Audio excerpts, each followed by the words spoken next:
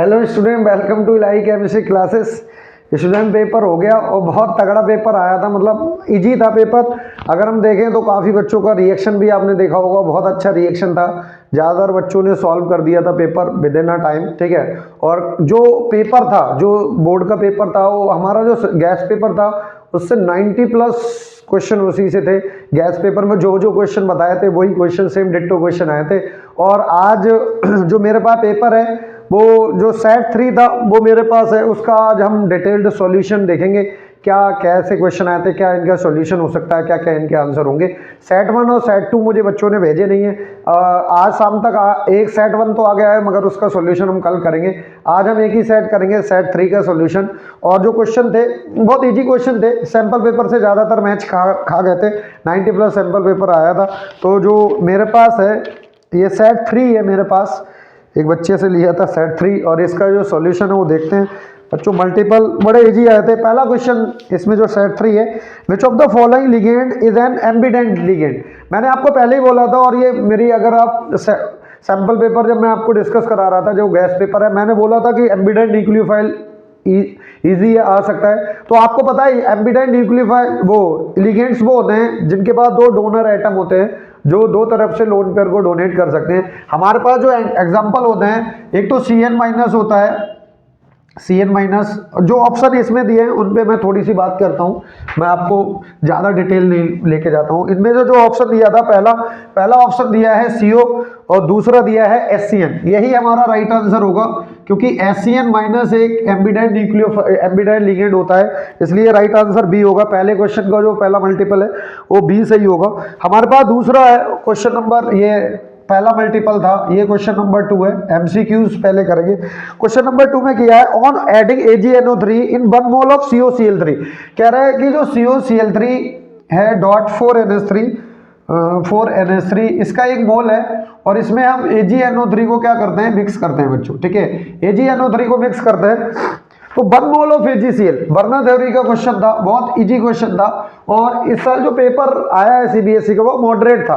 हम ये नहीं कह सकते बहुत टफ है, इजी है, ठीक है। मॉडरेट था, ना ज्यादा टफ था ना इजी था, अच्छे खासे बच्चों ने कर लिया था, ठीक है। तो यहाँ पर देखिए 1 मोल ऑफ AgCl मिल रहा है। अब यहीं पर सारी कहानी है। अगर 1 मोल AgCl का मिल रहा है तो Cl कोऑर्डिनेट स्फीयर के बाहर कितने होंगे, एक Cl बाहर होगा। अगर हम इसका स्ट्रक्चर फॉर्मूला देखें तो ये बनेगा CONH3 का होल 4। अब एक मोल बन रहा है तो एक Cl बाहर होगा, यानी 2 Cl होंगे कोऑर्डिनेट स्फीयर के अंदर, और ये इसका स्ट्रक्चर बनेगा। अगर ये स्ट्रक्चर पूछेगा, उसने पूछा क्या है, the secondary valency of cobalt, ठीक है। कोबाल्ट की सेकेंडरी वैलेंसी क्या होगी, मैंने आपको बोला था जितना कोऑर्डिनेट बॉन्ड बनाता है वो सेकेंडरी वैलेंसी के बराबर होगा। 4 और 2 6, यानी 6 सेकेंडरी वैलेंसी होती, इसलिए राइट आंसर ए सही हो जाता, 6। कह रहा है which of the following question number 3 की तरफ बढ़ते हैं कि इसका आंसर क्या होगा, ठीक है। देखते हैं क्वेश्चन नंबर 3। क्वेश्चन नंबर 3 बोला है बच्चों, which of the following element of 3D series of transition element has the lowest enthalpy of atomisation. Enthalpy of atomisation, ठीक है। अगर आप देखेंगे इंटेक्स क्वेश्चन है ये, ठीक है, D&F ब्लॉक का क्वेश्चन है, बहुत रद्दी सा क्वेश्चन है। इंटेक्स में लिखा है, NCERT की लाइन छप के आ गई है कि 3D सीरीज में सबसे कम एंथैल्पी ऑफ एटमाइजेशन होती है भैया जिंक की। तो इसमें राइट आंसर डी हो जाएगा आपका, zinc is the right answer, ठीक है। बढ़ते हैं आगे। ये अच्छा क्वेश्चन है, ठीक है, ये आपके क्लास नोट्स में भी हो रखा है। सेम डिट्टो क्वेश्चन आपको कराया है, क्वेश्चन नंबर 4। क्वेश्चन नंबर 4 है आपके लिए, एक कंपाउंड दिया है, ठीक है, लाइक दिस CH2OH और OH, और इसकी रिएक्शन करा रहा है SOCl2 से। तो आपसे कह रहा है A बनेगा, और ये जो मुख्य मतलब मेजर प्रोडक्ट है वो आपको बताना है क्या हुआ। तो मैंने आपको पहले ही बताया था कि इस OH के बारे में तो आप सोचो ही मत, ये OH हटता ही नहीं है, ठीक है, क्योंकि एरोमेटिक OH है, डबल बॉन्ड पार्शियली करेक्टर होंगे। OH हटने पर एराइलिक कार्बोकेटाइन बनेगा, लीस्ट स्टेबल होगा क्या, ये वाला OH हट जाएगा, और ये OH हटने पर आपको कुछ इस तरीके का कंपाउंड आपको मिल जाएगा CH2Cl। तो ये जो ऑप्शन में होगा वो आपका राइट आंसर होगा, और ये बी सही है, ठीक है। तो यानी B is the right answer, ठीक है। ये था आपका क्वेश्चन नंबर 4। बढ़ते हैं क्वेश्चन नंबर 5 की तरफ। क्वेश्चन नंबर 5 ग्रगनार रिएजेंट से है, इजी क्वेश्चन है, ज्यादा टफ नहीं कह सकते। क्या रहा है, which of the following Grignard reagent. यहां पर हमें ग्रगनार रिएजेंट निकालना है कि जो RMgX है, RMgX इसकी रिएक्शन हम मिथेनॉल से करा रहे हैं, SCHO, और इसका हाइड्रोलिसिस कराने पर हमें क्या मिलता है, ये कंपाउंड मिल रहा है CH2OH। तो आपको ये बताना है कि कौन सा गिरगना रिएजेंट हो सकता है methanol to the prepare this, ठीक है। तो बड़ा सिंपल सा है गिरगना रिएजेंट। मैंने आपको बोला था इसकी शॉर्ट ट्रिक भी अगर आपके पास हो तो मैंने बोला था RMgX और SCHO है। तो आप करते क्या है, बिल्कुल सिंपली आप क्या करें, HC और H और O माइनस और ये बैलेंस ही दें खाली, ठीक है। बस ये करना होता है और क्या क्या है वो देखते हैं। तो देखो गिरगना रिएजेंट, सबसे पहले पहला रिएजेंट देखें तो पहला रिएजेंट यहाँ पर CH2, ये रिंग जुड़ेगी जबकि और यहाँ पर लगेगा आपका H, तो ये बनेगा बेंजीन वो साइक्लोहेक्सेन CH2CH2OH, यानी ये ऑप्शन तो रॉन्ग हो जाएगा, ठीक है। सेकंड ऑप्शन भी रॉन्ग हो जाएगा। थर्ड एरोमेटिक है वो तो वैसे ही कर सकते हो। इसका जो फोर्थ ऑप्शन है वो इसका राइट आंसर हो जाएगा और यहाँ से CH2OH बन जाएगा, यानी कि जो फोर्थ ऑप्शन है चौथे का चौथा, ठीक है, सॉरी पांचवा जो क्वेश्चन है इसका आंसर डी सही होगा, D is the right answer, ठीक है। बढ़ते हैं 6 क्वेश्चन की तरफ।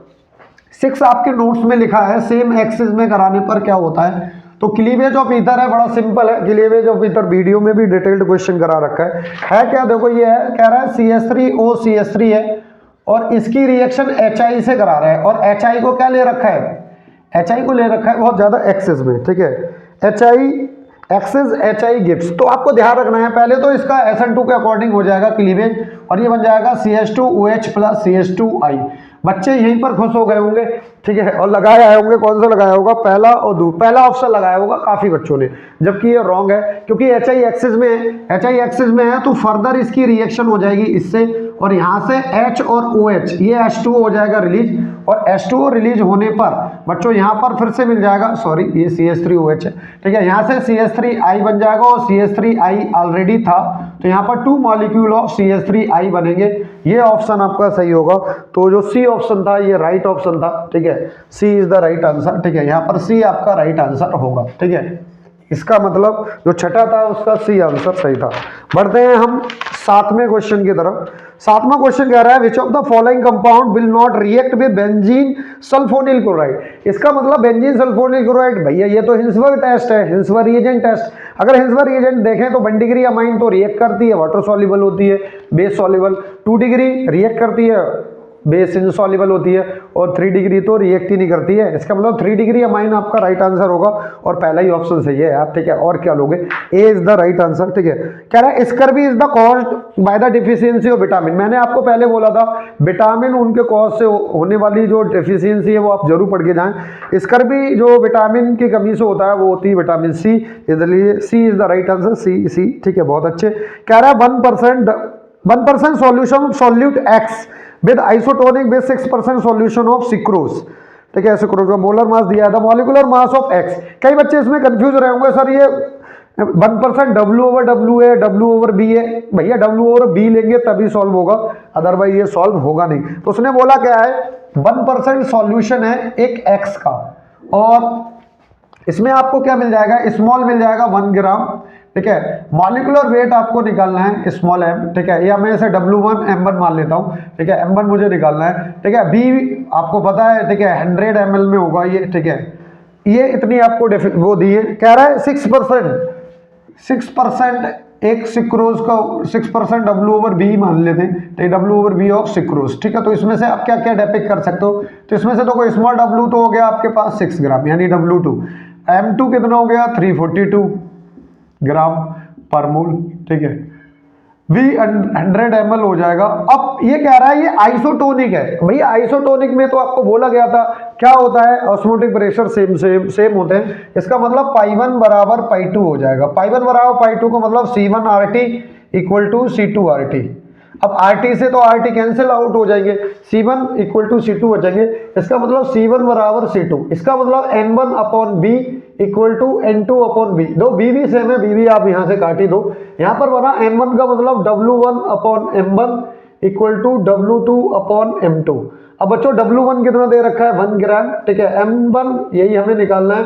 W2 कितना है, W2 है हमारे पास 6 ग्राम और M2 कितना दे रखा है 342 ग्राम, ठीक है, ग्राम पर मोल। M1 मुझे चाहिए तो M1 इक्वल टू हो जाएगा 342/6। इसको कट करो, 6 5 34 और 36 57 ग्राम पर मोल।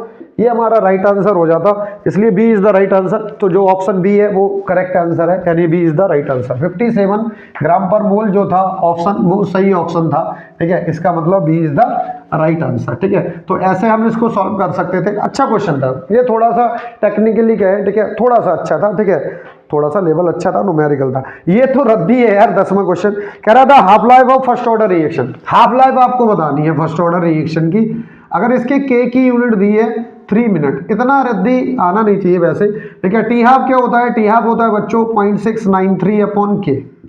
अब आपको के की वैल्यू लगानी है, बताओ 0.693 अपॉन के यानी 3.231 मिनट, ये आपका आंसर होगा 0.231 मिनट, यानी D is the right answer. बताओ और क्या चाहिए, ठीक है। लुटा रहा था सीबीएसई, ठीक है, नंबर बस आपको लूटने थे। अगला अगर आप देखेंगे, which of the following cell use to hearing aids. मैंने आपको नोट्स में कराया था बहुत अच्छे से। अपोलो स्पेस में फ्यूल सेल हुआ था, हियरिंग एड्स में कौन सा होता है? मरकरी सेल, ठीक है। और ऐसा सेल जिसकी लाइफ बहुत कम होती है कौन होता है? Dry cell. तो इसलिए इसमें मरकरी सेल था। रेक्टिफिकेशन वाला क्वेश्चन था, कोई कॉन्सेप्ट नहीं था। अगर आपको याद था तो टिक कर दिया होगा, नहीं पता था तो आप, ठीक है, बैठे देखते होंगे क्या हुआ क्या नहीं हुआ। Mercury cell is the right answer, यानी 11th का B is the right answer. Aniline on reaction with bromine water. जब भी एनिलीन की रिएक्शन ब्रोमीन वाटर से कराते हैं बच्चों, बार बार, इतनी बार मैंने आपको कराया था, 2,4,6 tri bromo aniline as a product मिलेगा, यानी B is the right answer, ठीक है। ओवरऑल क्या है, मल्टीपल सही थे, 12 का बी सही होगा, ठीक है। आते हैं क्वेश्चन नंबर 13। असरसर रीजन आते ही, ठीक है, मौत आ जाती है बच्चों के लिए, ठीक है। तो देखते हैं, delta H mixing and delta B mixing are 0 for the ideal solution. बात सही है, for ideal solution delta B mixing delta H mixing दोनों 0 होते हैं। कह रहा था solution which overalls law over the entire age of concentration is called the ideal solution. ये भी बात सही है और ये इसको एक्सप्लेन भी कर रहा है। कैसे कर रहा है? देखो, सॉल्यूट सॉल्वेंट के बीच में इंटरमॉलिक्यूलर अट्रैक्शन सॉल्यूट सॉल्वेंट के बराबर होते हैं। अगर ये बराबर होते हैं तभी तो delta B mixing delta H mixing same आता है। इसका मतलब इसका A is the right answer, ठीक है। असर्शन ए सही है, रीजन भी सही है और रीजन इसको करेक्ट एक्सप्लेनेशन भी कर रहा है, तो ए इज द राइट आंसर। बढ़ते हैं 14 पर। 14 क्या कह रहा है? Rate of reaction decrease with increase in temperature. अरे यार बिल्कुल गलत बात है। The rate of reaction increase with increase in temperature. तो टेम्परेचर बढ़ने पर हमेशा रेट ऑफ रिएक्शन बढ़ती है, देखी थी और ये आपको बताया था। टेम्परेचर बढ़ने पर रेट क्यों बढ़ती है? पर सेकेंड नंबर ऑफ कॉलिजन्स जो होती हैं, ठीक है, वो बढ़ जाती हैं और कॉलिजन्स बढ़ जाएंगे तो रेट ऑफ रिएक्शन भी बढ़ जाएगी, ठीक है। इसका मतलब ए तो रॉन्ग है और बी जो रीजन है वो राइट है, इसलिए ऑप्शन कौन सा हो जाएगा? इसका D is the right answer, A false और बी जो रीजन है वो रॉन्ग, वो राइट है, ठीक है। यानी rate of reaction decrease with increasing, तो डी इज द राइट है। और number of effective collision increase temperature, ये सही है, ठीक है। तो D is the right answer. बढ़ते हैं अगले 15वें क्वेश्चन की तरफ, ठीक है। 15वां क्वेश्चन क्या है? फिनॉल और reaction with aqueous NaOH give the sodium phenoxide. बिल्कुल सही बात है। जब हम फिनॉल की रिएक्शन कराते हैं, ठीक है, एक्वस NaOH के साथ तो सोडियम फिनॉक्साइड बनता है, ठीक है। This reaction support to acidic medium. बिल्कुल आपको बताया था, जब फिनॉल है और फिनॉल कुछ इस तरीके से बनता है, फिनॉल जब भी बनता है, ठीक है, तो यहां से आप H+ जाने पर फिनॉक्साइड आयन बनता है और फिनॉक्साइड आयन बनने पर ये देखो आप एसिडिक स्ट्रेंथ को बढ़ा देता है, क्योंकि जो कंजुगेट बेस है, कंजुगेट बेस की स्टेबिलिटी क्या हो जाती है? बढ़ जाती है। इसलिए अगर हम बात करें स्टेबिलिटी एसिडिक स्ट्रेंथ की बात करें तो स्टेबिलिटी कंजुगेट बेस बढ़ रही है। इसका मतलब ये रीजन भी सही है। इसका मतलब राइट आंसर क्या होगा? ए इज द राइट आंसर, ठीक है, बिल्कुल। क्वेश्चन नंबर 16 में हम बढ़ते हैं। Boiling point of butane 1 is higher than that of butane 1 बिल्कुल सही बात है। अब ऐसा क्यों हो रहा है? तो ब्यूटेन 1 में अगर हम बात करें OH बॉन्ड ज्यादा पोलर होगा। अगर ये ज्यादा पोलर है तो ये वाटर के साथ में इंटरमॉलिक्यूलर हाइड्रोजन बॉन्डिंग स्ट्रॉन्ग भी करेगा, इसलिए इसकी जो बॉइलिंग पॉइंट है वो भी ज्यादा हो जाएगा। पोलैरिटी होने पर भी बॉइलिंग पॉइंट बढ़ता ही है। तो कह रहा है being the more polar butane 1 form the stronger intermolecular bonding as compare to butane 1 बिल्कुल सही बात है। ज्यादा पोलर होने पर स्ट्रॉन्ग बॉन्डिंग बनाएगा, इसलिए ये ज्यादा होगा। इसका भी ए इज द राइट आंसर, ठीक है। बढ़ते हैं हम अगले 17वें क्वेश्चन की तरफ। अगर मैं कहूं कि क्वेश्चन कैसे थे, मल्टीपल टाइप के, जो आपके 16 क्वेश्चन थे अच्छे थे, ठीक है। थोड़ा 1-2 क्वेश्चन ट्रिकी को छोड़कर, ठीक है, बाकी इजी थे, ठीक है, आप कर सकते थे, इतना टफ नहीं था। बढ़ते हैं हम 17वें क्वेश्चन की तरफ। क्वेश्चन नंबर 17 कह रहा है right the reaction of glucose. Glucose की रिएक्शन आपको लिखनी है CHOH होल 4 और CH2OH, ये है बच्चों ग्लूकोज। अब इसकी रिएक्शन उसने पूछी है, एक तो HI के साथ, और ये मैंने लिखाई भी थी रेड P ओब्लिक HI, हमसे जो टकराएगा वो एल्केन में बदल जाएगा। सिंपली आप यहां से कर सकते थे, एक हो सकता है CH3CO होल ट्वाइस O और एक होता है HI। जब भी हम ग्लूकोज की रिएक्शन HI से कराते हैं बच्चों क्या मिलता है, एनहेक्सेन 2 3 4 5 6, 1 2 3 4 5 6 एनहेक्सेन। और आपको मैंने बोला था इसमें रेड पी नहीं दिया, रेड पी होता है, रेड पी भी होता है, मैंने बोला था लाल पापा, ठीक है, रेड पी ओब्लिक HI, हमसे जो टकराएगा एल्केन में बदल जाएगा। एसिटिक एनालाइड से अगर आप देखें एसाइलेशन रिएक्शन है, होता क्या है, यहाँ पर CHO होता है और CHO COCH3 होल 4 और ये बन जाता है CH2O COCH3, इसे कहते हैं ग्लूकोज पेंटा एसीटेट, ग्लूकोज पेंटा एसीटेट। तो ग्लूकोज पेंटा एसीटेट बन जाता है बच्चों। ये थी इसकी रिएक्शन। और ये बताओ 2 नंबर का क्वेश्चन था, एक एक नेमिंग रिएक्शन पूछ ली थी और वो आप आसानी से कर सकते थे। इसके बाद हमारे पास है क्वेश्चन नंबर 18 और इसके हैं हमारे पास 2 पार्ट, इनको जल्दी कवर कर दें, ठीक है। क्या क्या थे, कैसे आप करके आए देखते हैं जरा, ठीक है। तो इसके थे 2 पार्ट और क्या था पहला पार्ट है A, define the molar depression constant, how it is related the enthalpy of fusion. बड़ा अच्छा था और कल ही कोई मुझसे पूछ रहा था, मैंने कि ये लिख लेना क्योंकि ये आ सकता है और आ गया, देखो, ठीक है। देखो कैसे था एंथैल्पी, अगर हम बात करें डेल्टा TF इक्वल टू होता है KF इंटू M मोलैलिटी। अब बताओ KF इक्वल टू आप क्या कर सकते हो, डेल्टा TF अपॉन M, ये इक्वेशन बन आएगी। और मोलैलिटी को कर दो भैया 1 ग्राम मोल पर किलोग्राम। अब 1 मोल पर किलोग्राम करेंगे तो KF किसके बराबर हो जाएगा, डेल्टा TF के बराबर। तो हम कह सकते हैं molar depression constant can be defined as it is equal to the depression of the freezing point when the molality of the solution is unity. तो हम कह सकते हैं molar depression constant equal to depression in freezing point when the molality of a solution is 1 mole per kilogram, ठीक है। तो ये था। अभी कह रहा है ये रिलेट कैसे करता है, तो बिल्कुल सिंपल सा एक फॉर्मूला है प्यारा सा, KF बराबर R इंटू M, M आपका सॉल्वेंट का होगा और जो TV नॉट भी होगा TF नॉट्स बच्चों, ठीक है, TF नॉट का होल स्क्वायर अपॉन 1000। और आपको एंथैल्पी ऑफ फ्यूजन यहाँ पर लेनी पड़ेगी, तो फ्यूजन को ऐसे लिख देते हैं। तो ये जो था ये इसका ऑप्शन, मतलब पूछा था क्या रिलेशन होता है वो आपको लिखना है, ठीक है। How it is relate to the enthalpy of fusion, तो फ्यूजन से ये R से रिलेट होता है, KF equal to R into M solvent, TF not square 1000 डेल्टा H इंटू फ्यूजन। तो ये आपको लिख देना था, अच्छा था, 2 नंबर का क्वेश्चन था, ठीक है। इसके चॉइस में भी एक क्वेश्चन है, देखो उसको भी हम कर दें। क्या है चॉइस में क्वेश्चन था, what type of deviation shown by the ethanol and acetone. देखो इथेनॉल की अगर हम बात करें बच्चों, ये होता है CH3 CH2OH और एसीटोन की बात करें CH3 COCH3। अब यहाँ पर आप देखेंगे ये सॉल्वेंट कुछ भी मान लो, अब इनमें कोई इंटरमोलिकुलर अट्रैक्शंस नहीं है, बीकर इंटरमोलिकुलर अट्रैक्शन है।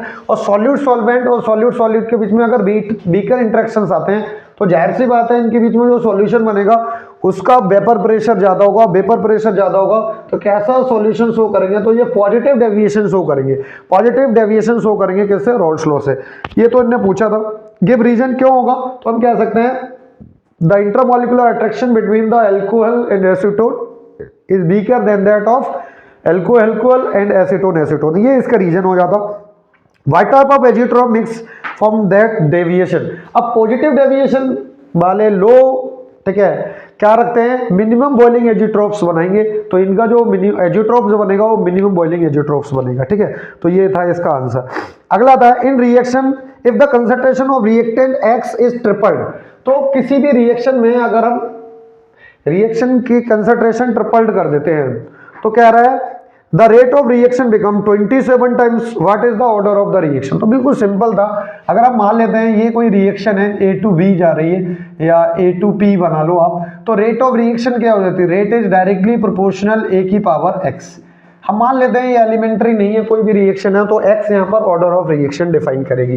तो रेट इक्वल टू हम लिख सकते हैं rate equal to K A की पावर X, ये हो जाती है 1 और इसे हम R1 डाल देते हैं। R1 इक्वल टू के ए की पावर x, ये हमारे पास 1 है। अब कह रहा है रेट को कितना कर दिया, सॉरी कंसंट्रेशन को ट्रिपल कर दिया, ठीक है। तो ए की जगह आपको ने कितना रख दिया, 3a रख दिया, तो रेट कितनी हो जाएगी, R2 कितनी हो जाती है 27 टाइम्स, तो rate of reaction become 27 time, 27 R1 हो जाती है। इन दोनों की वैल्यू को इसमें पुट कर दो, और जैसे पुट करोगे तो ये हो जाएगा 27 R1 इक्वल टू के, और ये हो जाएगा 3a की पावर x, ठीक है। ये हमारे पास इक्वेशन 2 आ जाएगी। आप 2 को 1 से डिवाइड कर दें, जैसे आप डिवाइड करेंगे ये 2 आ गई, ये 3 आ गई, ये 3 आ गई, तो 3 को 2 से डिवाइड कर दो, कोई दिक्कत नहीं है। जैसे आप डिवाइड करेंगे 27 R1 upon R1 equal to के,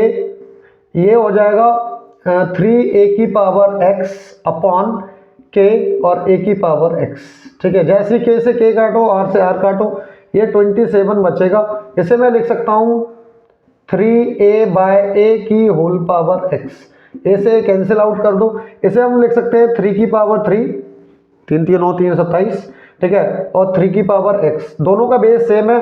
कंपैरिजन करो तो ऑर्डर ऑफ रिएक्शन क्या आएगा बच्चों, 3, तो 3 वैसे भी आप दिमाग लगाते तो 3 ऑर्डर की थी, ठीक है, वो भी आप आसानी से कर सकते थे, मगर बोर्ड में आपको ऐसे करके आनी थी, जिससे आपको नंबर लेने थे तो ऐसे ही मिलेंगे, ठीक है। अगला है हमारे पास क्वेश्चन नंबर 19 का बी पार्ट है। बी पार्ट क्या कह रहा है देखते हैं जरा।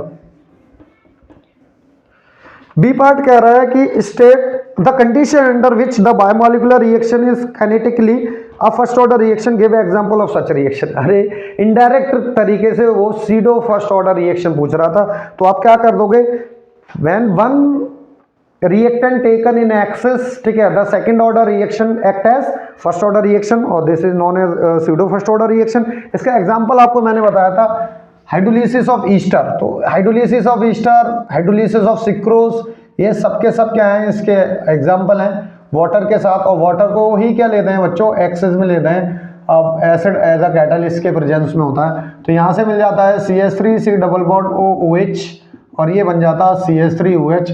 तो ये उसका एग्जाम्पल है जो सेकंड ऑर्डर की है फर्स्ट ऑर्डर की तरह वर्क करेगी, ठीक है, ये हो गया। इसके बाद 20 क्वेश्चन है। 20 अगर आप देखेंगे तो सैंपल पेपर में जो मैंने गैस पेपर दिया था, सेम रिएक्शन आपको लिख के दिए कि ये 4 रिएक्शन कर जाना, उन्हीं में से आ गई है।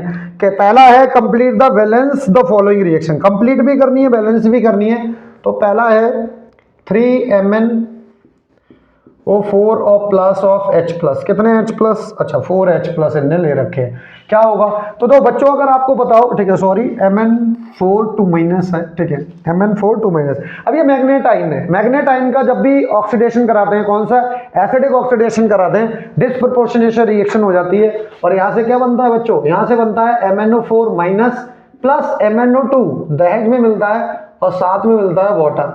बैलेंस करने का तरीका इसने खुद बता दिया, 4 H है तो आपको 2 H2O तो लेने पड़ेंगे।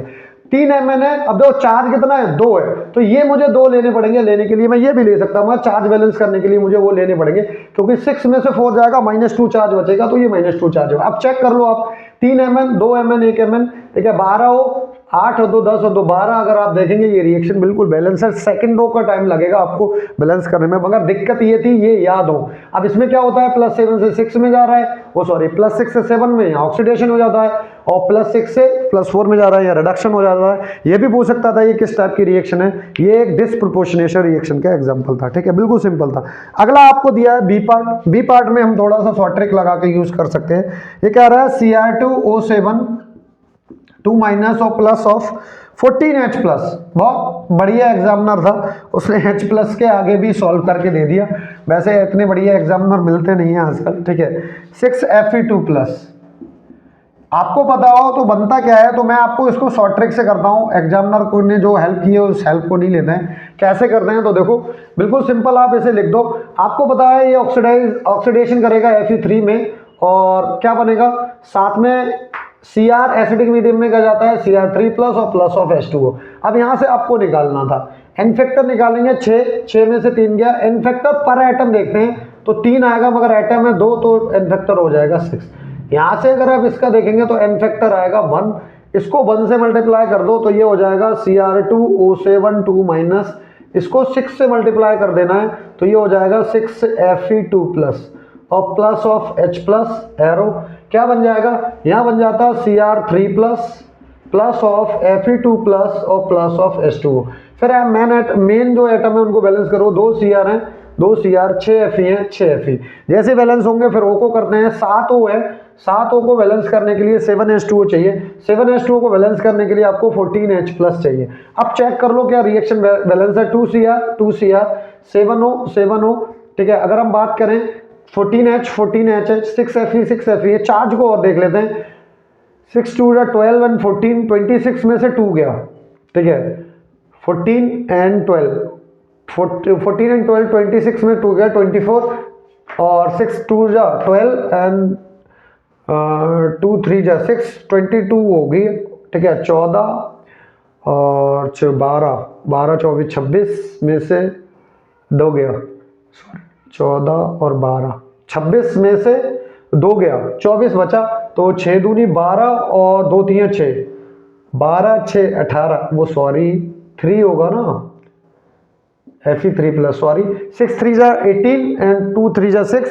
18 एंड 6 18, यानी कि वो सॉरी गलती में 2 प्लस लिख गया था, 3 प्लस जाएगा, तो यहाँ से आपका चार्ज भी बैलेंस हो गया, ये भी, तो ये आपका आंसर हो जाएगा, ठीक है। तो ये था आपका 20वां क्वेश्चन का बी पार्ट, आप आसानी से इसे कर सकते थे। बढ़ते हैं हम 21वें क्वेश्चन की तरफ। 21वें क्वेश्चन क्या पूछा है, 2 पेयर दिए हैं, ठीक है, और बड़े सिंपल सा क्वेश्चन, 2 3 4 दिस, एक Cl ये दिया है, 1 2 3 4, 1 2 3 4, और एक दिया है दिस। अब इसमें से ये पूछा है कि कौन सा बहुत तेजी से SN2 रिएक्शन देगा और क्यों। भैया ये SN2 रिएक्शन फास्टर देगा, क्यों देगा, क्योंकि इसमें स्टेरिक हिंड्रेंस कम है। रीजन भी आप बता सकते हो, ये लेस स्टेरिकली हिंड्रेड है, इसमें स्टेरिक हिंड्रेंस ज्यादा है, तो ये SN1 देगा।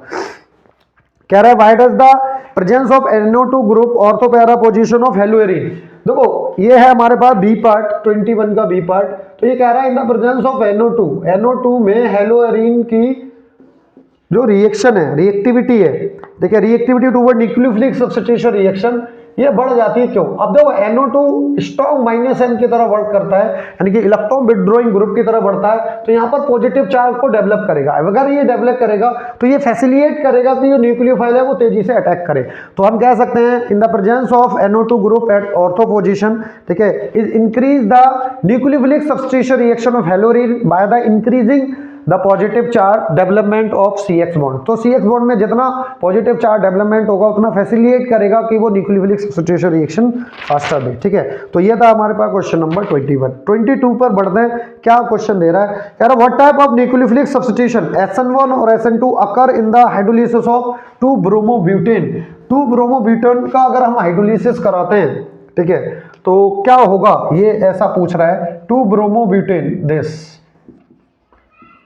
2 ब्रोमोब्यूटेन, सॉरी 2 ब्रोमोब्यूटेन बनाना है, ठीक है, CH3 CH CH2 CH3, ये हमारे पास 2 ब्रोमोब्यूटेन, 2 ब्रोमोब्यूटेन है, ठीक है। और इसकी रिएक्शन हम किससे करा रहे हैं, इसकी रिएक्शन हम एक्वस NaOH के साथ इसका हाइड्रोलिसिस करा रहे हैं। तो आपसे ये पूछ रहा है कि भैया कौन सी रिएक्शन होगी, क्यों होगी, और यहाँ पर आपको 2 ब्यूटेनॉल 2 मिल रहा है, और प्लस माइनस ब्यूटेनॉल का मतलब डेक्स्ट्रो और लीवो बन रहा है, तो यहीं से आपको आंसर लगा देना है, ठीक है।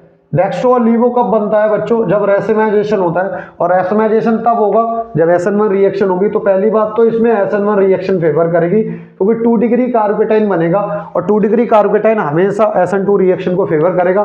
स्टेरिक हिंड्रेंस भी है, तो SN1 तो वैसे भी नहीं हो सकती 2 डिग्री में, तो SN1 रिएक्शन होगी, क्यों होगी, क्योंकि स्टेबल कार्बोकेटाइन 2 डिग्री बनेगा, और जिससे डेक्स्ट्रो और लीवो कैरल सेंटर है, तो डेक्स्ट्रो और लीवो कंपाउंड इसमें बन जाएंगे। What happen when chlorobenzene and methyl chloride are treated with sodium. देख रहे हो, इतने इजी क्वेश्चन आपसे पूछ लिया, मगर ये नेमिंग रिएक्शन है, घुमा ऐसे दिया। कह रहा what happen when chlorobenzene, chlorobenzene लो भैया, chlorobenzene treated with, when chlorobenzene and methyl chloride treated with sodium, methyl chloride के साथ में करा दी। वुड्स फिटिंग रिएक्शन आपको पूछ ली, उसने ये जानना चाहा कि आपको वुड्स फिटिंग रिएक्शन आती है या नहीं, ठीक है। और जिस बच्चे को रट्टा मार के गया था वो उसको बिल्कुल समझ में नहीं आया होगा क्या हो गया। तो यहाँ पर 2 NaCl हो जाएगा रिलीज, और टॉलिन एज अ प्रोडक्ट आपको मिल जाएगा, ठीक है। क्या बन जाएगा, यहाँ पर मिल जाएगा टॉलिन, और साथ में मिल जाएगा, ठीक है, 2 NaCl। इसको अगर बैलेंस करना चाहे तो यहाँ पर 2Na लगा दो, तो ये होगा भैया, ठीक है, ड्राई ईथर के प्रेजेंस में ये बन जाएगा। अब बढ़ते हैं क्वेश्चन नंबर 23। न्यूमेरिकल यहाँ से आए, इजी है न्यूमेरिकल, ज़्यादा मैं सोच रहा था लेंथी न्यूमेरिकल आएंगे कैलकुलेशन, तो कैलकुलेशन भी इजी दे रखी थी।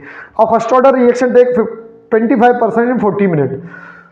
तो क्या बोल रखा है, मैंने बोला था जब भी परसेंटेज में आए A 100 ले लो, X तुम्हें 25% दे रखा है। अब कह रहा है कि भैया ये 40 मिनट लेता है, 40 मिनट, मिनट में ही रहने दो, लास्ट में सेकंड में चेंज कर देंगे, ठीक है।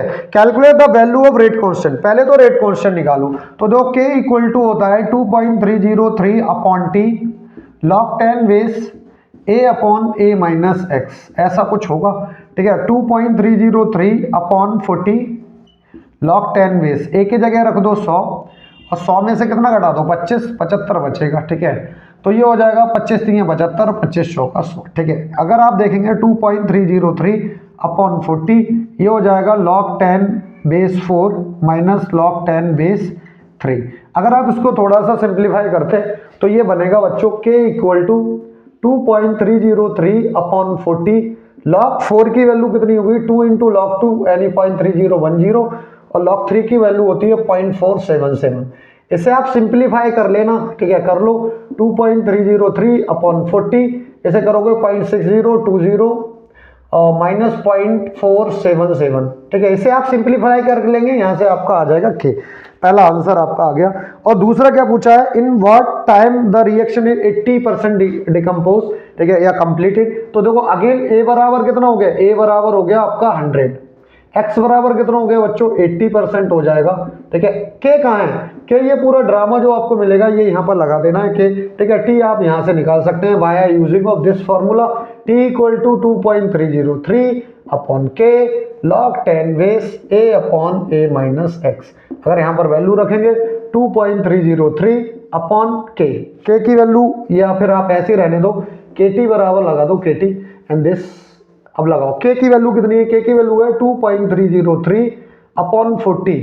अब ये वैल्यू जो भी आएगी, ठीक है, देख लेते हैं 0.6020 0.4770 मान लेते हैं, 0 12 में से 7 गए 5, या 9 में से 7 गए 2, और 5 में से 4 गया 1, 0.125, ठीक है, 0.125 आएगी वैल्यू, ठीक है।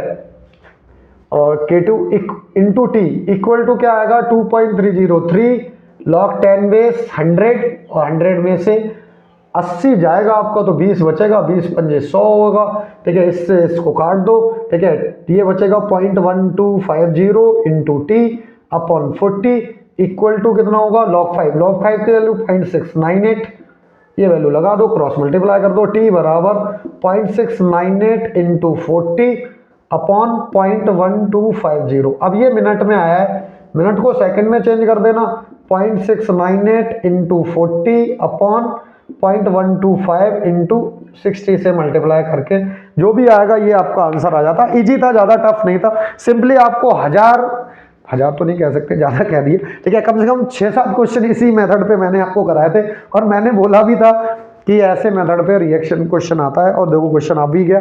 और मैंने आपको एक चीज़ और बताई थी, ये क्वेश्चन 24 या 25 नंबर पे आएगा, देखो 23 नंबर पे आ गया, थोड़ा सा कट गया, ठीक है, थोड़ा सा कट सकता है यार, ठीक है।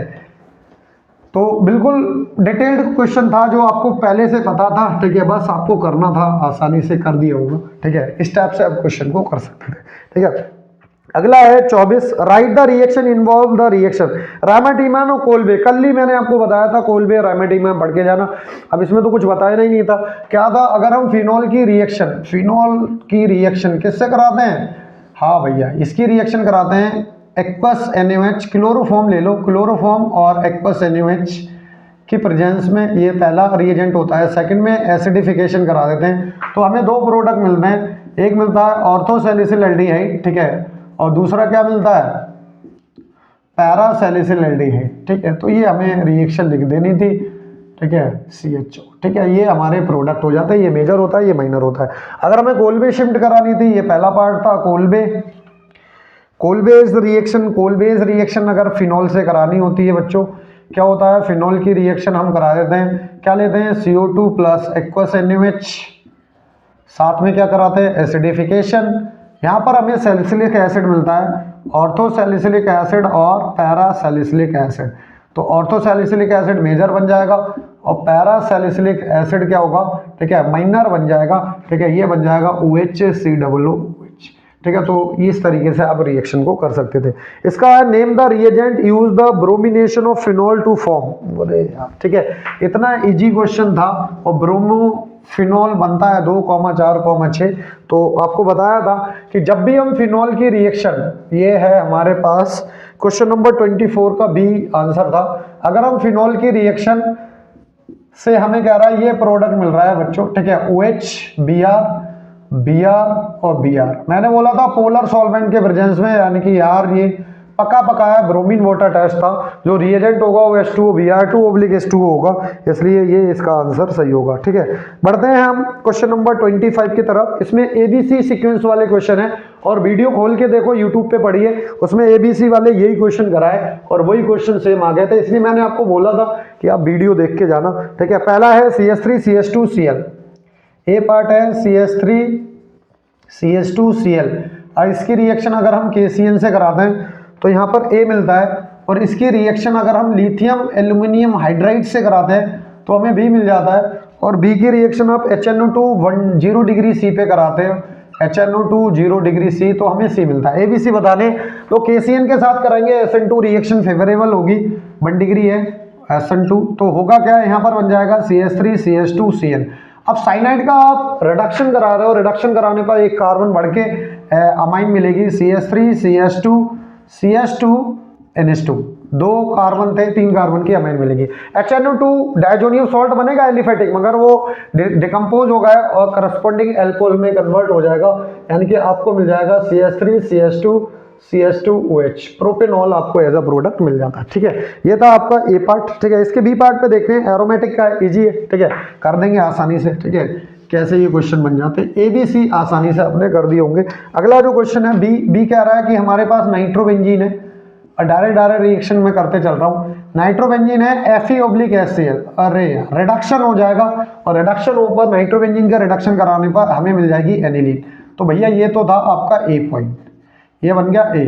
अब ये जो A बना है इसकी आप Na2HCl से करा रहे हो, ठीक है, यानी कि डायजोनियम सॉल्ट बनेगा NaNO2 plus HCl 0 to 5 degree C। तो यानी कि यहाँ पर बन जाएगा diazonium salt like this, N2 plus और Cl माइनस। ये जो डायजोनियम सॉल्ट था बच्चों ये B था। इसकी रिएक्शन फिनॉल C6H5OH से कराते हैं। अगर आपको याद हो तो इसका जो pH रखते थे वो ग्रेटर देन 7 रखते थे, ठीक है। क्या बनेगा, डायजो टेस्ट हो जाएगा, मतलब इसमें पैरा हाइड्रोक्सी एजोबेंजीन आपको एज अ प्रोडक्ट मिलेगा, N डबल बॉन्ड N और दिस, ये मिलेगा आपको प्रोडक्ट। ऑरेंज कलर की डाई मिलेगी पैरा हाइड्रोक्सी एजोबेंजीन, ये C थी, ये B था और ये A थे, ABC, ठीक है, आसानी से कर सकते थे, इजी थे, ज़्यादा टफ नहीं है, ठीक है। बढ़ते हैं हम अगले क्वेश्चन की तरफ, क्वेश्चन नंबर 26 की तरफ। क्या है 26, देखते हैं। 26 है, how will you bring about the following conversions, benzoic acid to benzaldehyde. तो बेंजोइक एसिड है और बेंजोइक एसिड से बेंजल्डिहाइड हमें बनाना है, बेंजोइक एसिड, सॉरी, ठीक है, बेंजोइक एसिड, ये है बेंजोइक एसिड और इसे हमें बनाना है बेंजल्डिहाइड। अब देखो ऐसा कोई जादू नहीं है स्वाहा करो खत्म हो जाए, ठीक है, ऐसा नहीं है, ठीक है। सबसे पहले आप इसकी रिएक्शन करा दो PCl5 से। जैसे ही आप PCl5 से कराएंगे आपको पता है OH हट के Cl लग जाएगा और ये बन जाएगा बेंजोइल क्लोराइड। अब बेंजोइल क्लोराइड की बहुत फेमस रिएक्शन है रोजनमुंडा रिडक्शन।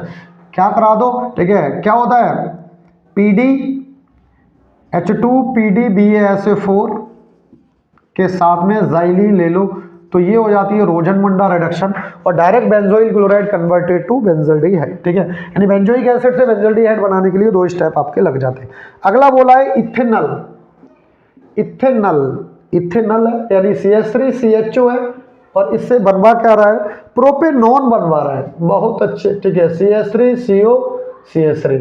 अब भैया ये तो गड़बड़ हो जाएगी, कैसे बनेगा, एक कार्बन में बढ़ाना, बड़ा सिंपल है यार, CH3MgBr का आप करा दो इसमें रिएक्शन। जैसे आप इसकी रिएक्शन कराएंगे बच्चों ये बन जाएगा CH3CO, एक H तो है, यहाँ पर लग जाता है CH3 और यहाँ लग जाएगा MgBr। इसका करा दो भैया रिडक्शन, हाइड्रोलिसिस। जैसे ही आप इसका हाइड्रोलिसिस कराएंगे ये बन जाएगा CH3 CHOH और CH3। भैया 2 डिग्री अल्कोहल है, कोई सा भी ले लो, PCC ले लो, KMnO4 ले लो, K2Cr2O7 ले लो, कॉपर 573 ले लो। भैया लाइन लगी पड़ी है रिएजेंट की, कोई भी रिएजेंट लेते हो 2 डिग्री अल्कोहल कन्वर्ट हो जाती है कीटोन में, यानी कि वो आपको दे देता प्रोपेनॉल। ठीक है, ये थोड़ी से 2-3 स्टेप बढ़ गए और कुछ नहीं है। बढ़ते हैं हम सी वाले क्वेश्चन में। ठीक है, कैसे कर सकते थे सी वाला क्वेश्चन। ठीक है, देखो सी वाला क्वेश्चन कह रहा है कि एसिटोफिनोन से बेंजोइक एसिड बनाना है। सी कह रहा है एसिटोफिनोन, बच्चों acetophenone this C double bond OCH3, और इससे हमें बनाना था बेंजोइक एसिड। ठीक है, बेंजोइक एसिड सिंगल स्टेप में भी आप इसे बना सकते थे। ठीक है, दिस अगर आप देखते हो मैं तो इसका डायरेक्ट कुक मेथड कराता, KMnO4 KOH और हीट, ये पहला रिएजेंट लेता, सेकंड में मैं इसका हाइड्रोलिसिस करा देता और ये मुझे मिल जाता क्या, हाइड्रोलिसिस करा दूँ, ठीक है, एसिडिफिकेशन करा दूँ। ठीक है, H3O+H+। ठीक है, जैसे आप ये कराते तो आपको डायरेक्ट ये रिएक्शन मिल जाती। ठीक है, कई बच्चों ने ऐसा नहीं सोचा होगा, कई बच्चों ने क्या किया होगा, इसको ऐसे भी कर सकते हैं आप, ZnHg/HCl से बॉल पिस्टन रिडक्शन करा दो। बॉल पिस्टन रिडक्शन कराने पर आपको मिल जाएगी इथाइल बेंजीन, और इथाइल बेंजीन अगर ये बनी तो आप इसका डायरेक्ट कुक करा सकते हो, यानी KMnO4 KOH हीट लेनी पड़ेगी और सेकंड में वही आपको एसिडिफिकेशन इसका कराना पड़ेगा, H+HO3+ कुछ भी लिख दो।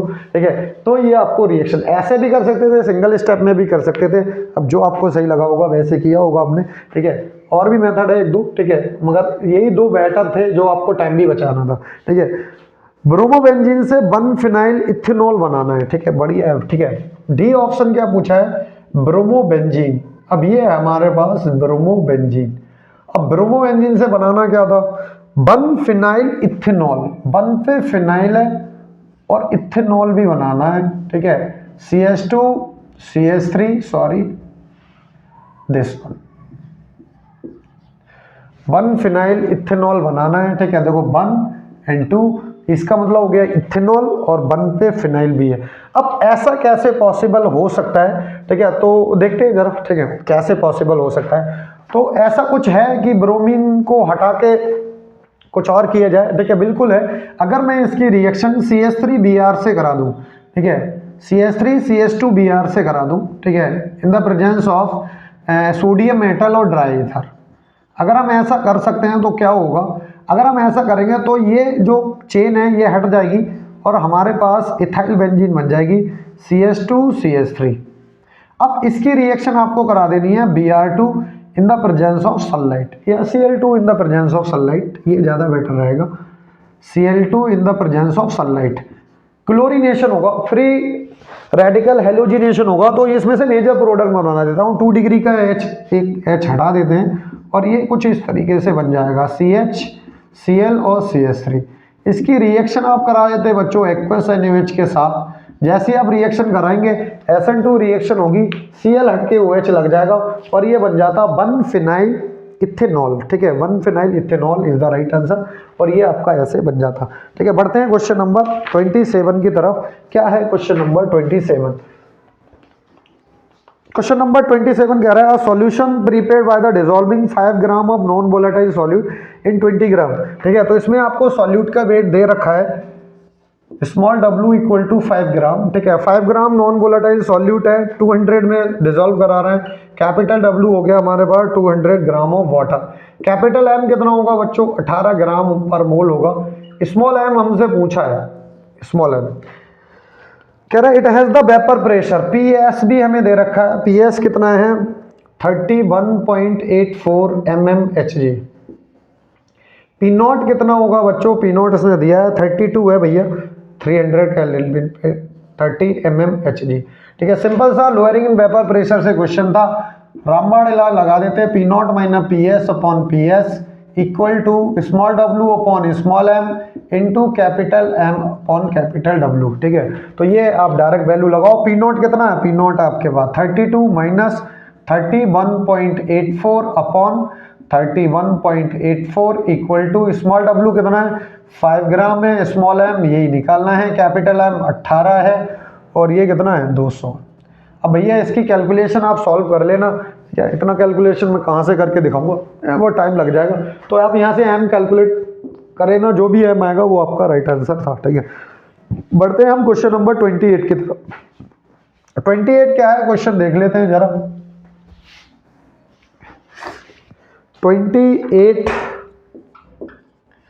28 बोल रहा था कंडक्टिविटी ऑफ 0 पॉइंट, देखो कंसंट्रेशन आपको दे रही 0.2 मोलर की, कंडक्टिविटी कितनी दी है, कप्पा की वैल्यू दे रखी है, कितनी है कप्पा, ठीक है। कप्पा इक्वल टू है 2.48 इंटू 10 की पावर -2 साइमन पर सेंटीमीटर, ऐसा कुछ इसने बोला है। कह रहा है calculate the molar conductivity, lambda M आपको निकालना है। आगे क्या पूछा है, and the degree of dissociation, degree of dissociation यानी अल्फा निकालना है। कुछ वैल्यू आपको दे रखी है, ठीक है। तो जैसे KCl है हमारे पास, ठीक है, पहले तो हम इसकी लिमिटिंग मोलर लैम्डा एम निकाल लेते हैं। लैम्डा इक्वल टू होता है कप्पा इंटू 1000 अपॉन सी। अब इसकी वैल्यू कितनी है, कप्पा है 2.48 इंटू 10 की पावर -2 इंटू 10 की पावर 3 अपॉन कितना है 0.2। तो पॉइंट से पॉइंट हटाने पर एक जीरो नीचे बढ़ जाएगा, ठीक है। इसका मतलब ये वैल्यू पूरी गायब होगी। तो देखो ये बनेगा 248 अपॉन 2, ये 2 पावर जाएगी तो पूरी फिनिश यहाँ से हो जाएगी, ठीक है। इसे काट दो, 124 साइमन सेंटीमीटर स्क्वायर पर मोल। तो लैम्डा एम की जो वैल्यू आती है बच्चों वो 124 आएगी, ठीक है। जिसकी आई होगी मजे हैं उसके, ठीक है, 124। अब ये निकाल लेते हैं हम कितना आएगा।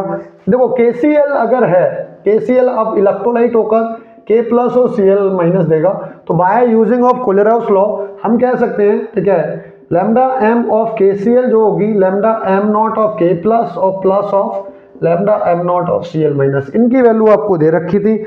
ये है 73.5 K की और Cl की है 76.5, ऐसा कुछ दिया है, ठीक है। तो अगर देखें 0.5 0, ठीक है, 6 और 3 9 0 हो जाएगी, ठीक है, और 7 7 14 और 1 15 150, ठीक है। देख लेते हैं 5 0 6 3 9 0, ठीक है, 7 7 14 और 1 15, एक 150 साइमन सेंटीमीटर स्क्वायर पर मोल। ये आपको मिल गई लैम्डा एम नॉट। अल्फा निकालना था, अल्फा इक्वल टू होता है lambda M of C upon lambda M nought. Value लगाओ, लैम्डा एम नॉट सी कितनी है 124 अपॉन 150। भैया ये सॉल्व कर लेना, यहाँ से आपको अल्फा मिल जाएगा, जो भी होगा जैसा भी होगा, ठीक है। बढ़ते हैं क्वेश्चन नंबर 29 की तरफ। 29 है हमारा case study question. Why do the transition metal and their compounds are act as good catalyst. तो गुड कैटलिस्ट की तरह इसलिए वर्क करते हैं क्योंकि इनका न्यूक्लियर इफेक्टिव चार्ज बहुत ज़्यादा होता है। और ये क्या करते हैं, ये इनके पास अनपेड इलेक्ट्रॉन होते हैं और क्या करते हैं, कॉम्प्लेक्स इंटरमीडिएट कॉम्प्लेक्स का फॉर्मेशन करते हैं, जिसके वजह से रेट ऑफ रिएक्शन क्या हो जाती है, बढ़ जाती है। ये था आपका ट्रांजिशन का। What is the cause of contraction between in the atomic size of lanthanide? lanthanide contraction लग जाता है जिसकी वजह से साइज कम हो जाती है। Define the lanthanide contraction, क्या होता है, the poor shielding of 4f electron, ठीक है, in lanthanide series is known as lanthanide contraction. How does the affect the atomic radii? ठीक है, 3d से 4d जाते हैं तो बढ़ती है, मगर 4d से 5d जाने पर क्या होती है, घटती है, इसे अफेक्ट करता है। इन एक्वस मीडिया, अच्छा social media, in aqueous media which of the stronger reducing agent. अब देखो रिड्यूसिंग एजेंट वो अच्छा होगा जिसका ऑक्सीडेशन होने पर स्टेबल होता है, जैसे जिसका ऑक्सीडेशन आसानी से होगा, Cr से Cr3+। अगर हम इसे देखते हैं तो ये होगा 4s1 and 3d5। अब 2 इलेक्ट्रॉन निकालने हैं तो ये बनेगा 3d4 और 4s0। अगर इसको देखते हैं तो देखो ये भी होगा 4s1 and 3d5। अब यहाँ से हम 3 इलेक्ट्रॉन निकालते हैं तो ये बनेगा 4s0 and 3d3। अब 3d3 होने के वजह से T2g ऑर्बिटल क्या होंगे, हाफ फील्ड होंगे, और हाफ फील्ड होने के वजह से ये आसानी से ऑक्सीडाइज हो जाएगा, यानी इसका ऑक्सीडेशन आसानी से होगा, तो ये अच्छा रिड्यूसिंग एजेंट की तरह वर्क करता है।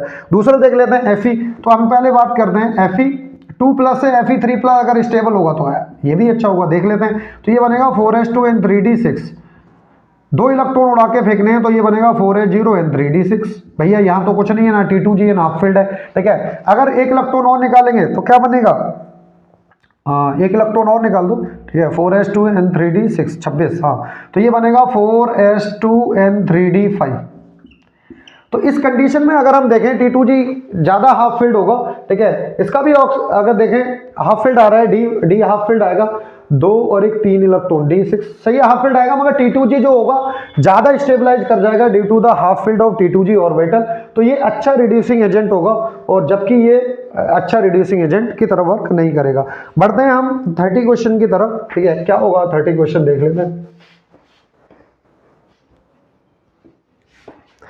30 क्वेश्चन भी हमारे पास केस स्टडी थी, मैंने पहले ही बोला था D&F और बायोमोलिक्यूल से केस स्टडी आई है और वही दोनों से आई है।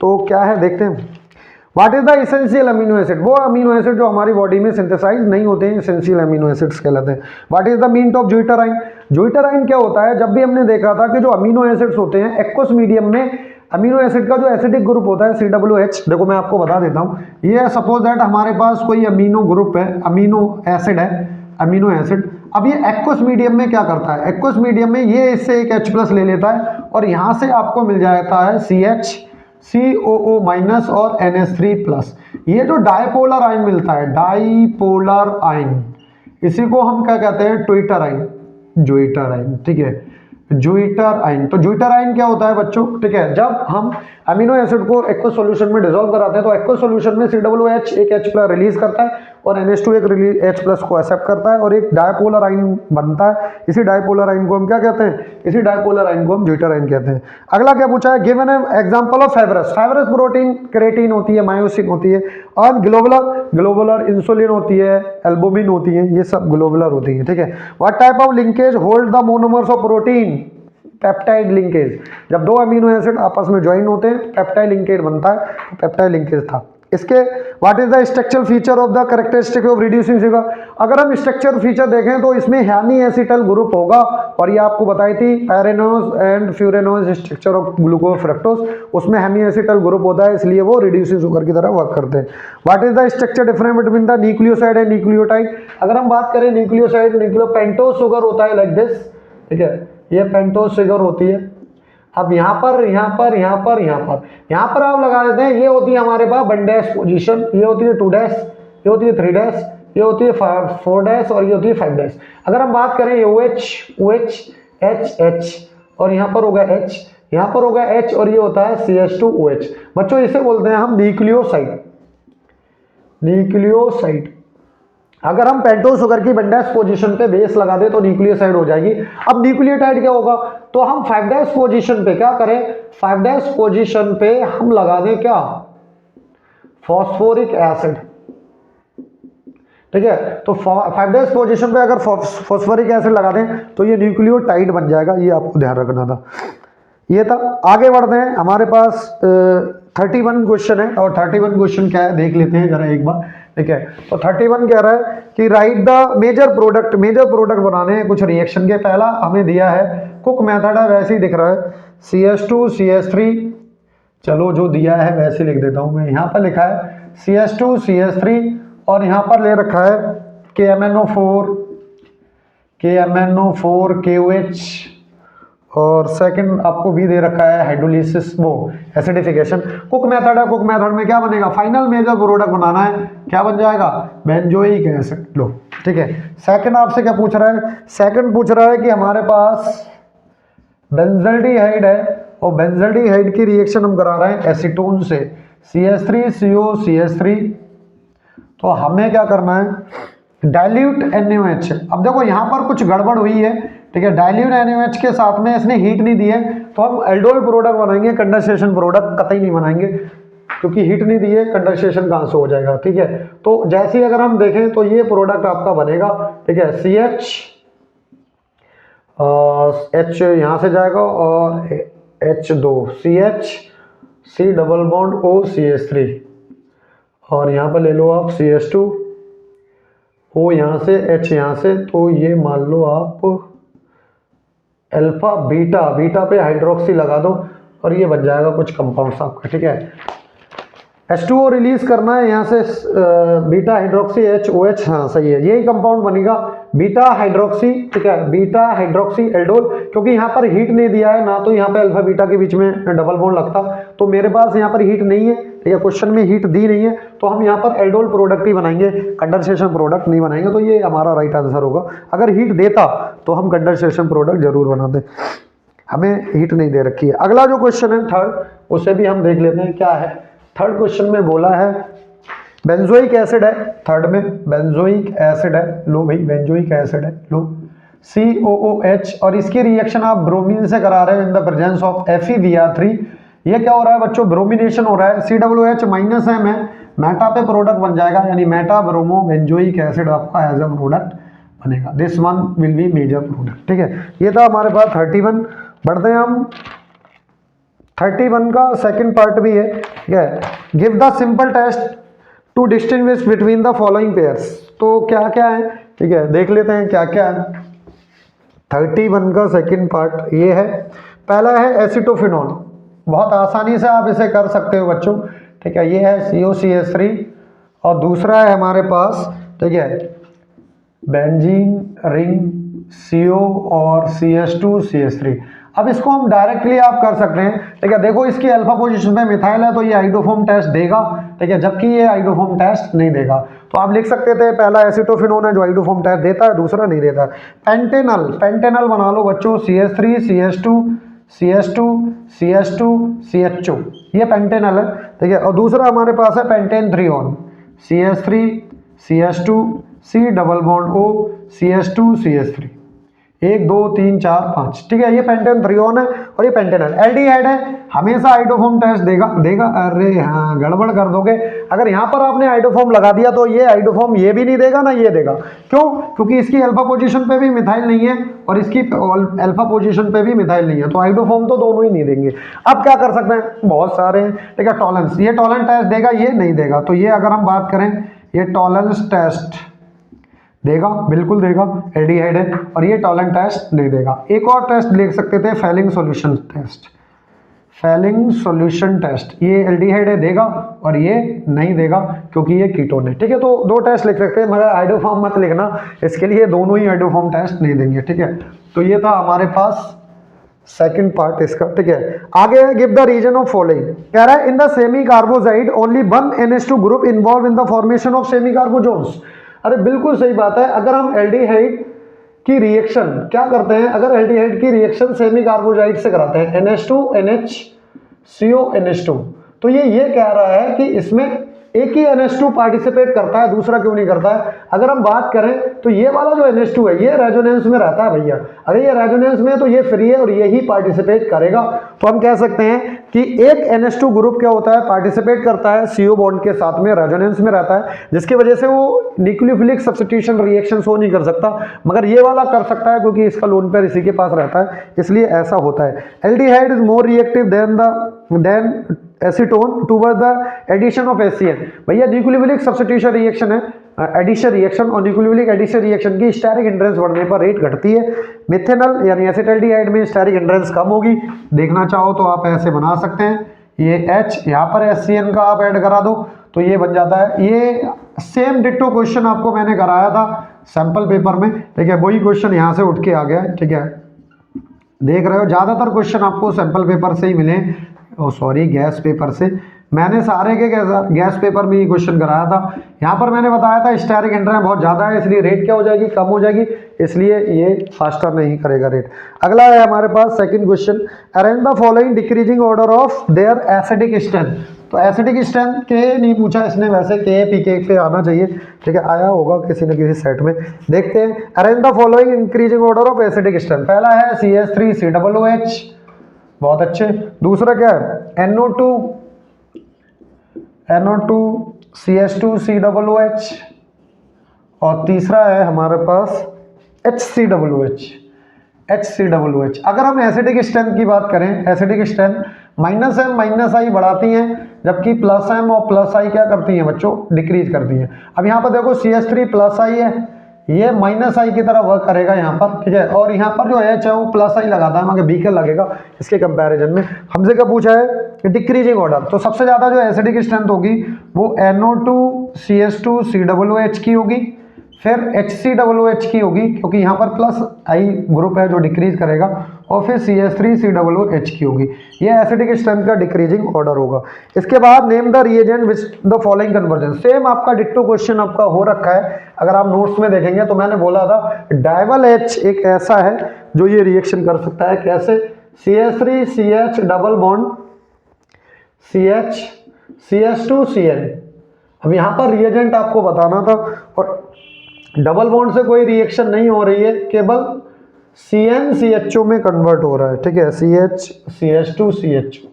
अब ये कौन सी रिएक्शन है, यहाँ पर आपको लेना पड़ेगा बच्चों डाइवल H।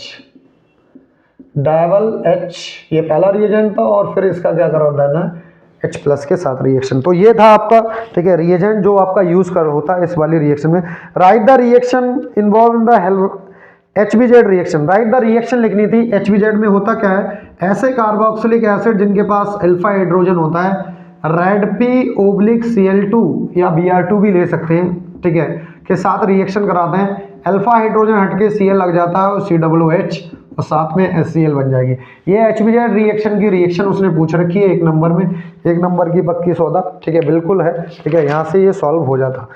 बढ़ते हैं 32 क्वेश्चन, 32 क्वेश्चन में, ठीक है, क्वेश्चन पेपर थोड़ा सा लेंदी था, बिल्कुल था, ठीक है। 32 का right the IUPAC name of this compound. एक कंपाउंड है, इसका राइट द IUPAC नेम लिखना है। COH2O CnEn का होल ट्वाइस और 2+। अब इसकी अगर ऑक्सीडेशन नंबर देखें तो ये 0, ये 0, ये -1, तो +3 होगी। अब देखो ये एक्वा है, ये एक्वा है, ये साइनो है या साइनाइडो लिख दो। ये क्या होता है, इथिलीन डाइअमाइन, इथाइलीन डाइअमाइन, और बिस भी लगेगा, ठीक है, बिस तो इंक्लूड नहीं होगा। तो पहले हम इसको लिखते हैं एक ही H, तो कैसे लिखेंगे, पहले लिखेंगे एक्वा, पहली बात कैपिटल नहीं बनेगा, स्मॉल बनेगा, एक्वा, ई पहले आएगा, ये C ABCDE बाद में आता है, तो क्या लिखेंगे साइनो, क्या लिखेंगे बिस, फिर क्या लिखेंगे ethylene diamine, ethylene diamine, bracket को बंद कर लो, ठीक है। क्या आएगा, सिंपल नेम आएगा, कैटायनिक है तो cobalt,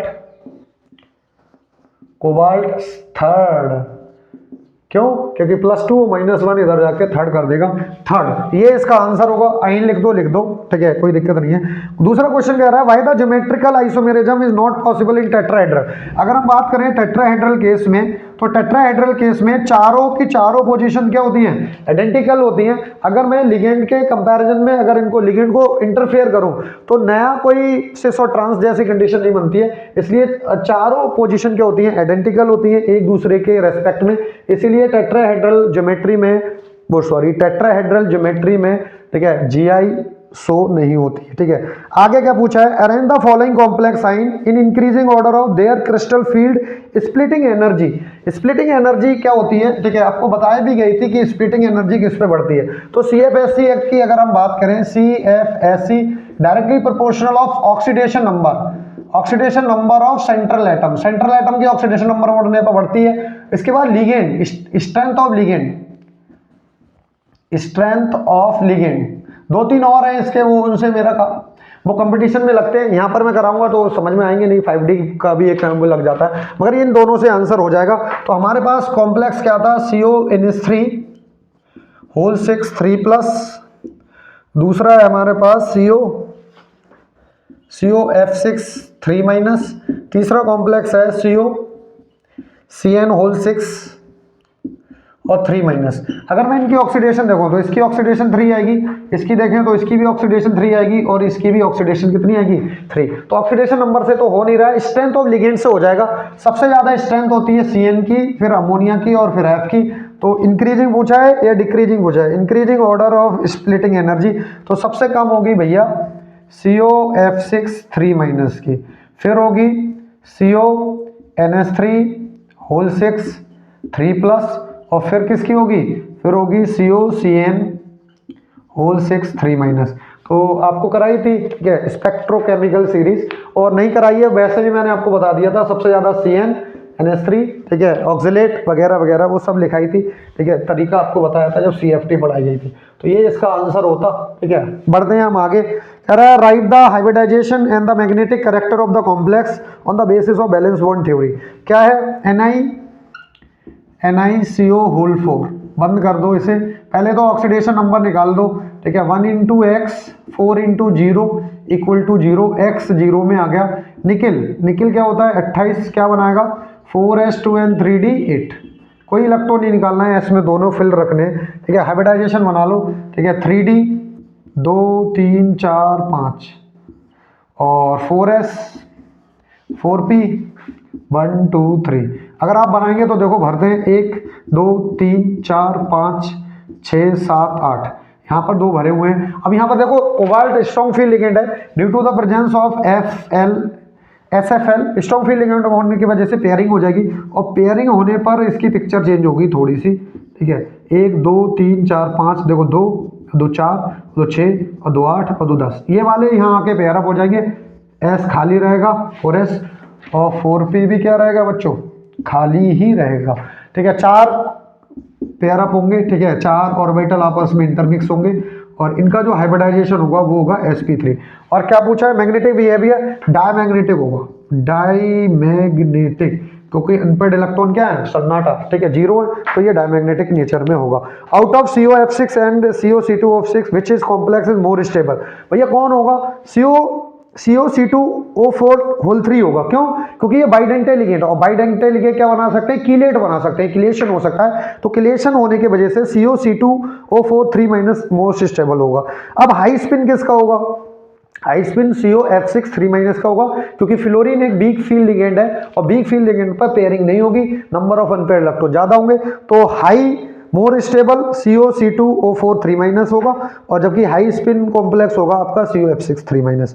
what is the difference between the ambident and the bidentate, ambidentate ligand वो होते हैं जो कि एक डोनर एटम एक टाइम पर एट अ टाइम डोनेट करते हैं, बाइडेंटे लिगेंड वो होते हैं जो एक समय में, ठीक है, एक टाइम पर 2 लोन पेयर डोनेट कर सकते हैं, ठीक है। बढ़ते हैं हम अगले क्वेश्चन की तरफ, ठीक है, क्वेश्चन नंबर, इसका F पार्ट हो गया, G पार्ट की तरफ बढ़ते हैं, ठीक है। Right the electronic configuration of D4, ठीक है, बहुत अच्छे, D5 सॉरी, D5 का हमें इलेक्ट्रॉनिक कॉन्फ़िगरेशन लिखना है, ठीक है। कब कब लिखना है, पहली कंडीशन में कह रहा है कि delta not is greater than of pairing, ये आ गया हमारा SFL वाला स्ट्रॉन्ग फील्ड लिगेंड, गड़बड़ तो यहीं पर होगी भैया, ठीक है।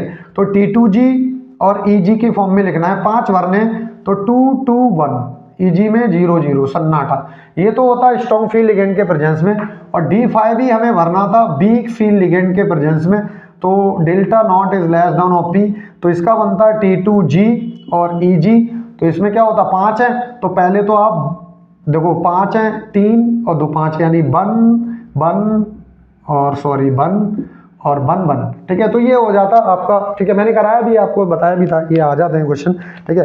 कैलकुलेट द EMF, पढ़ते हैं 33, और ये आई थिंक लास्ट क्वेश्चन है, या बढ़िया है, ठीक है, देखते हैं क्या है question. Question number 33, question number 33 का पहला पार्ट है, ये न्यूमेरिकल आ गया, ठीक है, नस्ट इक्वेशन से, मैंने पहले ही बोला था नस्ट इक्वेशन से एक क्वेश्चन आएगा, ठीक है। Zn2 प्लस, और इसकी कंसंट्रेशन दे रखी है 0.001 m सॉल्ट ब्रिज लगाया, ठीक है, और CD2 प्लस, ये क्लास में कराया हुआ क्वेश्चन है जो आपको बोला गया था, इस टाइप के क्वेश्चन आते हैं, और वही क्वेश्चन आए हैं, ठीक है, बहुत अच्छे क्वेश्चन आए, ठीक है। E0 वैल्यू आपको दिए, E0 of Zn2 plus 2 Zn कितना है बच्चों, ये दिया है माइनस के 0.76 वोल्ट। अगली हमें दी है E0 of CD2 plus 2 CD, इसकी वैल्यू दी है -0.40 वोल्ट। हमसे क्या पूछा, log 1 की वैल्यू दे रखी, नहीं देता तब भी कोई देख, आप एनोड रिएक्शन लिखेंगे, Zn सॉलिड से Zn2 प्लस बन रहा है, प्लस ऑफ 2 इलेक्ट्रॉन, ये आ गई हमारे पास reaction first.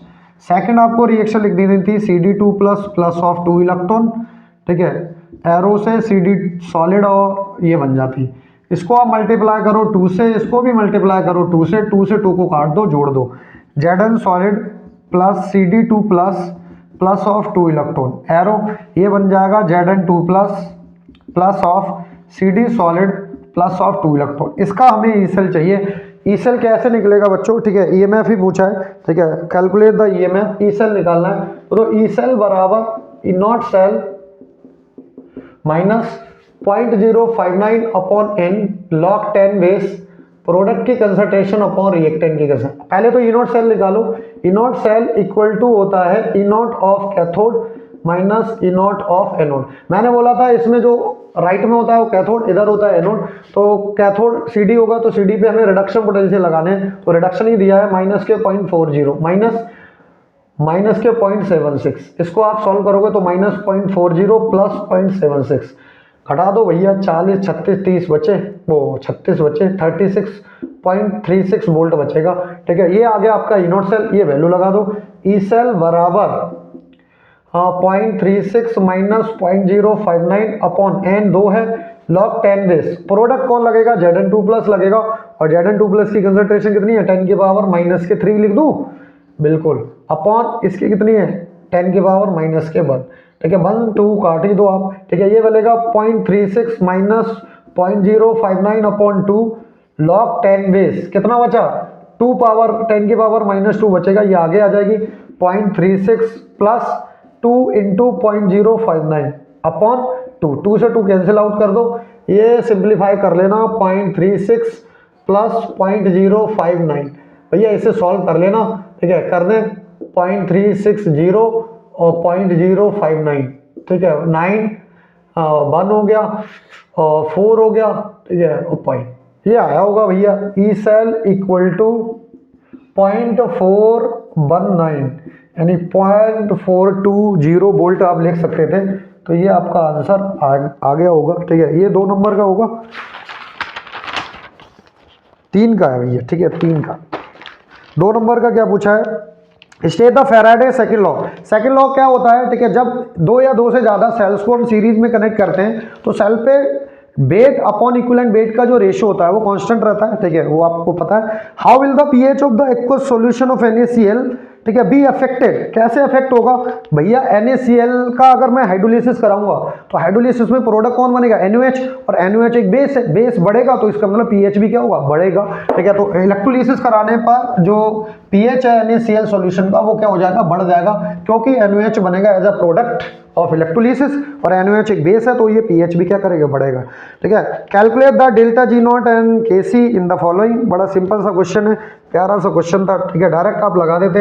E not cell निकाल लो पहले आप, ई नॉट सेल इक्वल टू, अब देखो अगर हम बात करें तो Ag तो रिडक्शन है, कैथोड Ag का वैल्यू लगा दो, E naught of Ag to Ag plus to Ag minus of E naught of Fe2 to Fe, Fe2 to Fe, ये वैल्यू आप लगाएंगे तो Ag नॉट टू Ag कितनी दी है, 0.80 माइनस ये कितनी दी है, माइनस के 0.44, अब इसे आप ऐड करना 0.80 प्लस 0.44, 40 120 124 यानी 124 हो जाएगी, अच्छा 12 4 और अच्छा 12 के 2 12 हो गए, 2 के बाद ऐसा 1.20 वोल्ट, ये तो ई नॉट सेल आया बच्चों, मगर खुश मत हो जाना, ई नॉट सेल आया।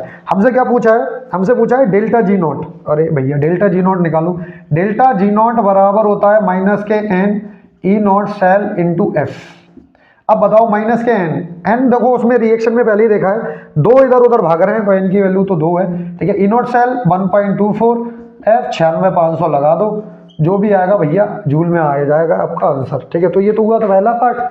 अब हमसे पूछा है Kc, तो Kc भी निकलवा देते हैं यार, कैसी बातें कर रहे हो, ठीक है, तो आपको बोला था डायरेक्ट एक फॉर्मूला याद रखना है, E not cell equal to 0.059 upon n log 10 base Kc। अब यहाँ पर लगाओ E not cell 1.24 equal to 0.059 upon n की वैल्यू है 2, और जैसे ही आप n की वैल्यू 2 लगाएंगे ये बन जाएगा log 10 बेस Kc। इसे सिंप्लीफाई करो 1.24 into 2 upon 0.059 equal to log 10 base Kc। Anti log की जरूरत पड़ी होगी, ठीक है, बिल्कुल पड़ी होगी, ठीक है, जरूरत पड़नी भी चाहिए, ठीक है, 0.2 तो एक जीरो ऊपर बढ़ा लो, बाकी इसे आप सिंप्लीफाई कर लेना, एंटी लॉग लेके Kc आप यहाँ से निकाल सकते हैं। Write the 2 advantage of fuel cell, fuel cell के 2 एडवांटेज क्या है भैया, इफिशियंसी बहुत ज़्यादा होती है, ठीक है, और ये रिलायबल है, ठीक है, इस पर आप रिलायबल कर सकते हैं, ठीक है, कॉस्ट कम है, ठीक है, मिनिमम कॉस्ट लगती है, तो 2 एडवांटेज लिखने थे।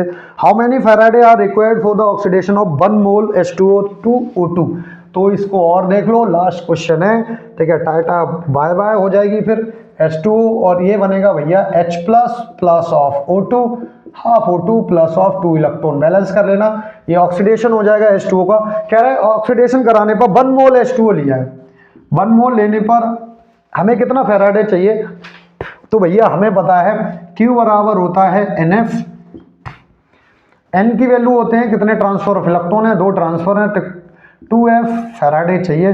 1 मोल को डिकम्पोज करने के लिए हमें कितना चाहिए, 2 फैराडे चाहिए। तो ये था आज का पेपर जो कि CBSE में आया हुआ था 27, जो अभी हुआ था 10 बजे से, ठीक है, 1:30 बजे तक, 10:30 से 1:30 तक।